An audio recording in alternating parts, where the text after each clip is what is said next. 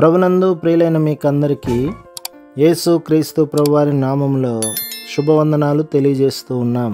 దైవజనులు బ్రదర్ భక్త సింగ్ గారి పరిచర్యలో నుండి అలసిన వానిని ఓరడించు మాటలు. నవంబరు 29. నీకు దృష్టి కలుగునట్లు నీ కన్నులకు కాటుకను నా యొద్ద కొనుమని నీకు బుద్ధి చెప్పుచున్నాను.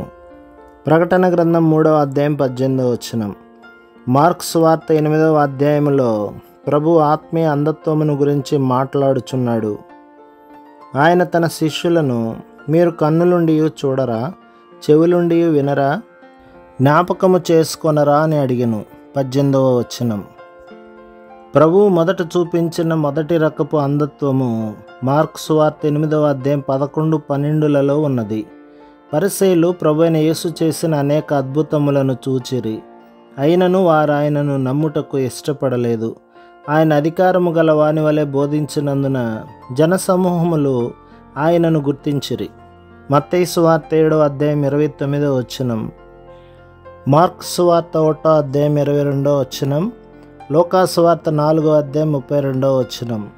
అంతకు ముందెన్నడూ ఏ ప్రవక్త చేయని అద్భుతములను ఆయన చేయుచున్నాడని వారికి తెలియను. అయినను ఈ పరిసయ్యులు ఆయనను సూచక క్రియలు చేయమని అడుగుచున్నారు. వారు ఎన్నో అద్భుతములు చూచినను వాటి గురించి వినినను ప్రభువైన యేసును వారు నమ్మలేకపోయిరి. వారు పూర్తిగా అందులైరి. ప్రజలలో నేడు ఇదే స్థితి కనబడుచున్నది. చాలా సందర్భములలో అద్భుతములు, సూచక క్రియలు తమ స్వంత గృహములలోనే జరిగెను. వారి ప్రార్థనలకు జవాబు దొరుకుట కూడా వారు చూచిరి.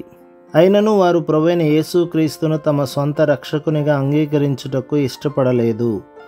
యోహాను సువార్త 6వ అధ్యాయంలో మనము రోగుల ఎడల యేసు చేసిన అద్భుతముల వలన గొప్ప జనసమూహములు ప్రభువైన యేసుక్రీస్తును వెంబడించినట్లుగా చూచుచున్నాము.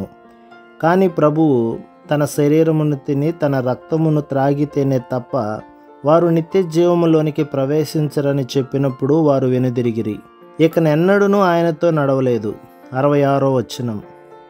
అదే విధముగా నేడు ఎంతోమంది ఆత్మీయ ఆరోగ్యము, ఆత్మీయ ఐశ్వర్యము కొరకు ఎటువంటి శ్రద్ధ లేని వారై కేవలము తమ రోగముల నుండి స్వస్థత పొందవలెనని లోక సంబంధమైన క్షయవస్తువుల కొరకు దేవుని ప్రార్థించుచున్నారు.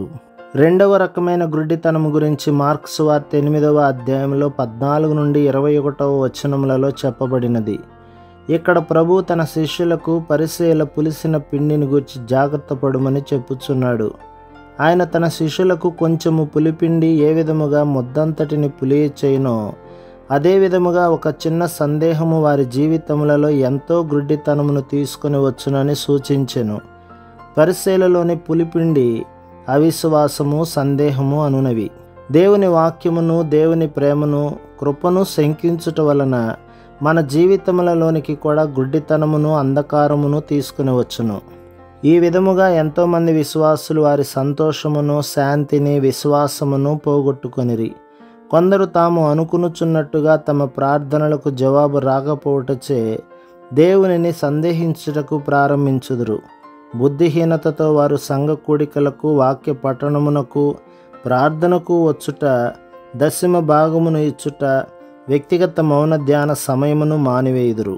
ఆ విధముగా వారు అవిశ్వాసమును అనుమతించుట వలన వారి జీవితంలోనికి గుడ్డితనము, అంధకారము వచ్చును. అందువలననే ప్రభువైన యేసు తన శిష్యులకు పరిసయ్యుల పులిపిండిని గురించి జాగ్రత్త పడుమని హెచ్చరించెను. ప్రభు మిమ్మును, మీ కుటుంబమును, మీ సంఘమును దీవించి ఆశీర్వదించునుగాక. ఆమెన్.